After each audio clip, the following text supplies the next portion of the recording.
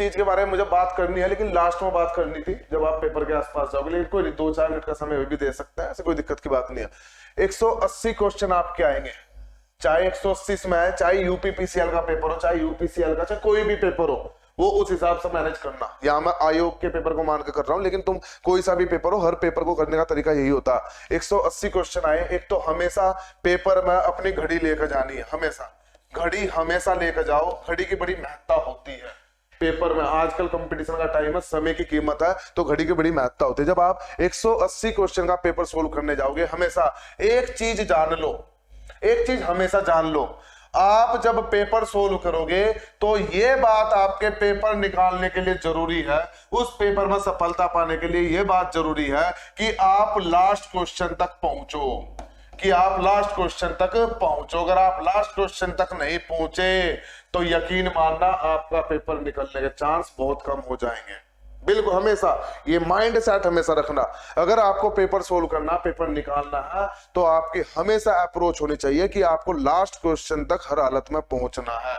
अब उस पहुंचने का मतलब मैं क्या कहना चाह रहा हूं कि कई बार वास्तव में पेपर लेंथी हो जाता, नहीं हो पाता 3 घंटे में, लेकिन क्या होता है कभी कभी बीच बीच में ऐसे सेक्शन आएंगे, बीच बीच में ऐसे सेक्शन आएंगे जब आप लोग ये सोचोगे कि भाई मेरा ऐसे ऐसे आसान क्वेश्चन आ रहे हैं, तो कोई पेज ऐसा फंसेगा, 8-10 क्वेश्चन ऐसे आएंगे जिसमें बिल्कुल सिंपल होंगे, टिक मार चलेंगे। तो पेपर निकालने के लिए हमेशा ये माइंडसेट तो होना ही होना कि लास्ट क्वेश्चन तक पहुंचना।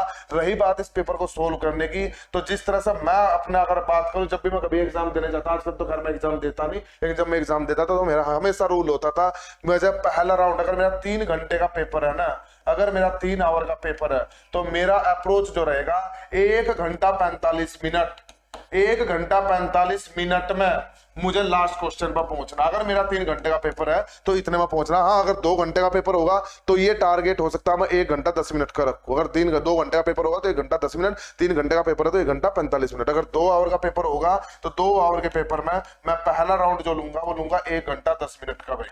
ठीक है, ये राउंड ले लिया। अब राउंड लेने का तरीका तुम कहोगे सर वहां तक पहुंच नहीं सकते 1 घंटा 45 मिनट में। पढ़ता चल क्वेश्चन को, जो हो रहा ठीक है। अगर कहीं भी लग रहा कि क्वेश्चन में मेरा 1 मिनट सोल्व होगा, 1 मिनट लगेगा, कहीं भी तुम्हें लग रहा क्वेश्चन में मेरा 1-1.5 मिनट लगेगा, छोड़ बाद में देखूंगा, अभी आगे बढ़, छोड़ बाद में देखूंगा, अभी आगे बढ़। मेरा जो अप्रोच होता मैं वो बता रहा हूं, मेरा जो अप्रोच होता मैं उस तरीके से बता रहा हूं। क्वेश्चन को खोला, पेपर करना सोल्व शुरू किया, 1 घंटा 45 मिनट पर लास्ट क्वेश्चन में पहुंचना।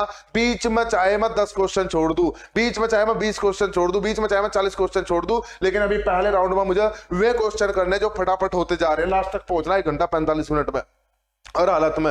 बीच में चाहे आप 5, 7, 10, जहां भी आपको लग रहा 2 मिनट रहे क्वेश्चन में, जहां भी आपको लग रहा सोचना पड़ेगा, मतलब छोड़ आगे बढ़, अभी आगे बढ़। 1 घंटा 45 मिनट पहला राउंड आपने लिया, फिर एक आप दूसरा राउंड लीजिए जो आपको लग रहा कि आप क्वेश्चन सोल्व कर दोगे, जो आपको लग रहा कि थोड़ा सा टाइम कंज्यूमिंग है, उस क्वेश्चन को सेकंड शिफ्ट में लो। और वो सेकंड शिफ्ट जो है अब आपकी, जो सेकंड शिफ्ट अब आपकी वो 45 से 50 मिनट के बीच होनी चाहिए। सेकंड शिफ्ट जो है आपकी 45 से 50 मिनट के बीच होनी चाहिए। 45 से 50 मिनट के बीच, यहां से आपका 1.25-2 घंटा ये हो गया, 45-50 हो गया, तो आपका लगभग कहो तो 2.5 घंटे या 2-4 मिनट ऊपर नीचे इतने का समय हो गया। अब बचा आपका लास्ट का आधा घंटा। अब आपको थर्ड अप्रोच लानी है। क्वेश्चन में चाहे तो 2 पेन भी यूज कर सकते हैं जिसे बाद में रिमाइंड रहे, लेकिन इतना टाइम मिल जाता है, इस तरह से करोगे तो मिल जाता है, क्योंकि जो चीज करने की थी वो तुम पहले राउंड में कर चुके। अब तुम पेपर के बाहर अगर आओगे, पेपर के बाहर आकर ये नहीं कहोगे कि अगर मुझे 10 मिनट मिल जाते तो मैं 20 क्वेश्चन कर देता, अब ये नहीं कहोगे, वो आपने फर्स्ट स्टेज में पार कर लिया। अगर अब आपसे कोई क्वेश्चन नहीं हो रहा तो वास्तव में टाइम कंज्यूमिंग रहा होगा, इसका मतलब ये है आप सही क्वेश्चन कर पाओगे अगर इस तरह से करोगे तो। उसके बाद थर्ड राउंड में फिर जाओ, जो लेंथी क्वेश्चन है, जो नहीं आते, समय बच रहा तो जो नहीं आते उन पर टाइम दो, और अगर समय नहीं बच रहा तो जो सिर्फ आते हैं उन्हें करो, जो नहीं आता ज्यादा सोचने की जरूरत नहीं, आगे बढ़ो। ये तरीका होता, मैं तो इस तरीके से सोल्व करता था पेपर को। हमेशा पेपर के लास्ट क्वेश्चन तक पहुंचना जरूरी है। पहले राउंड में अगर तुम 180 क्वेश्चन तक पहुंच गए 1 घंटा 45 मिनट में, तो तुम जितने आसान जो 1 टिक वाले आंसर रहे होंगे, कैपेसिटर के अंदर डायलैक्ट्रिक दे दिया, कंडक्टर दे दिया, तो क्या होगा तुम्हें पता है, क्वेश्चन 5 सेकंड का देखते तुम टिक मारोगे, आगे बढ़ोगे। तो यहाँ ऐसे इस टाइप के जो क्वेश्चन नहीं होंगे, और यकीन मानना किसी भी एग्जाम में 50% कम से कम क्वेश्चन ऐसे ही होते हैं, कम से कम 50% क्वेश्चन ऐसे ही होते हैं। तो पहले राउंड में आप ऐसे सारे क्वेश्चन को टैकल कर लोगे, कल को ये नहीं होगा जब पेपर देकर बाहर आओगे तब उस समय ये नहीं होगा कि भाई मेरा कुछ आसान सेक्शन छूट गया। आसान नहीं छूटा, वास्तव में टाइम कंज्यूमिंग था। किसी ऐसे क्वेश्चन में मैं नहीं फंसा जहां पर मुझे 5 मिनट या 10 मिनट लगते। तो ये ट्रिक अपनाना, पहला राउंड ये लो, लो, सेकंड राउंड ये लो, थर्ड राउंड अगर बचता, अगर तुम्हें लग रहा कि क्वेश्चन नहीं हो रहे, तुम खाली बैठे हो, तब उन क्वेश्चन पर समय दो जो नहीं हो रहे। नहीं, प्रॉपर तरीका ये वाला फॉलो करना भाई, इस तरह का प्रॉपर तरीका करोगे तो तब जाकर जो लास्ट तक तुम लोगों को। हाँ सचिन बताइए, आप बताइए। जैसे सर हम मेरा टारगेट जैसे 125 क्वेश्चन करने का है सर, मतलब देखो 125 क्वेश्चन मुझे ठीक करने हैं। कभी भी किसी पेपर में आपको इस तरह टारगेट सेट नहीं करना नहीं सर, एक बात मतलब सर, सेफ स्कोर के लिए तो सोचता ही है सर कि सेफ स्कोर कहाँ होगा, मतलब लेकिन एक चीज तो सोचते बात तो बताओ, सेफ स्कोर तो कट ऑफ जो है, अगर देखो कट ऑफ पेपर के लेवल पर डिपेंड करती है, और जब आप पेपर देने जा रहे हो तो आप उस टाइम डिसाइड नहीं कर सकते कि इसमें कितना सेटिस्फैक्टरी स्कोर होगा, कितना नहीं होगा। आपको मैं बता दूं, जब मेरा यूजीएनओ में जहां मैं नौकरी करता हूं, इसका जब मैं पेपर देने गया था तो ठीक है, टेक्निकल सेक्शन मेरा हो गया, यहाँ पे इंडिविजुअल कट ऑफ थी। जब मैं मैथमेटिक्स का पेपर देने बैठा तो शुरू के 4 क्वेश्चन मेरे से हुए ही नहीं, हिले ही नहीं, मुझे समझ ही नहीं आया हुआ क्या, एक ट्रेन इधर से जा रही है, एक ट्रेन इधर से जा रही है, पोल खड़ा, ये खड़ा, पता नहीं क्या क्या बोल दिया, लैंग्वेज ही समझ में नहीं आई। तो अगर मैं उस चीज टाइम पे ये सोच लेता कि यार मुझे इतना स्कोर करना ही करना है, तो बड़ी दिक्कत हो जाती। तो खैर चलिए बताइए आप अपनी बात, आपने सोचा सर यही तो सर हमें कितने, मतलब जैसे एक्यूरेसी तो हमेशा ठीक नहीं रहती सर, कि भाई बिल्कुल 125 सोच के जाए तो 125 हमारे ठीक हो जाएंगे। मैं ये पूछना चाह रहा हूँ कि ऊपर हम कितना ले सकते हैं इसे, मतलब 125 से 140 या जैसे 180 का पेपर है सर, तो हमें कितना मैक्सिमम, हम कितना रिस्क ले सकते हैं आगे, मतलब 125 से ऊपर? रिस्क तो आपका इन राउंड पर डिपेंड करेगा।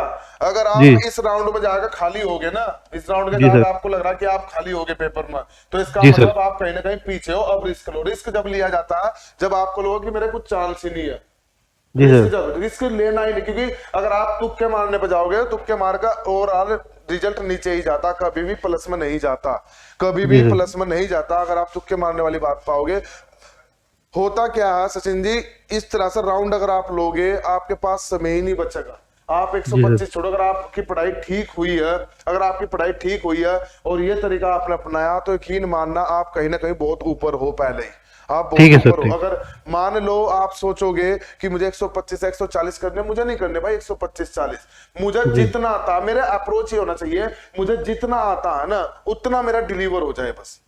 जी सर, समझे, मेरी अप्रोच ही होनी चाहिए, मुझे जितना आता है उतना मेरा डिलीवर हो जाए। ऐसा ना हो कि मेरी मिस्टेक होने के कारण क्वेश्चन गलत हो, मेरा टाइम मैनेजमेंट की वजह से क्वेश्चन गलत हो, टाइम मैनेजमेंट की वजह से मेरे 8, 10, 5 क्वेश्चन छूट जाए जो मुझे बाद में भारी पड़ सकते हैं। क्वेश्चन ना छोड़ने का ये होता, वो तो फिर आप 125 आपके जितने भी हो रहे, आप सही सही करने की कोशिश करो। ऐसा मत सोचो कि आपके 125 क्वेश्चन हुए हैं तो 125 पर आप सेफ नहीं हो रहे। मैं कह रहा हूं अगर आपके 100 क्वेश्चन भी सही हो गए ना, 180 में तो 100 भी सही हो गए, 100 यहां सही हो गए, 100 वहां सही हो गए, चलो 20-30 नंबर आपके नेगेटिव भी हो गए, तो आपके 400 नंबर तो यही बन गए सचिन जी। जी सर, जी सर। चलो 20-30 अगर नेगेटिव भी मान लो आप, 370 380 भी आपने मान लिया, ठीक है, उधर नॉन टेक्निकल आपका सेक्शन है, 100 नंबर आप मान ले आए, 470 480 नंबर आ गए, तो बहुत नंबर होते हैं 470 480 भी।